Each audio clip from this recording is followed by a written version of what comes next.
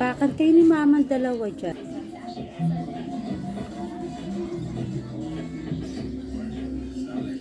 Magre-reklamo mami pero dikit ng dikit kay Logan.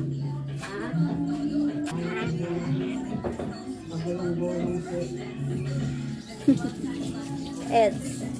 Yan, magre-reklamo kapag inaway ka ni Loglog, inarot. Pero dikit naman ang dikit.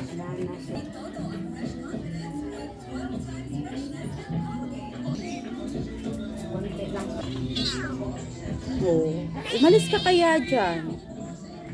Laki niya na, no? Napulot ko ito, liit-liit lang. Tulog na kayong dalawa.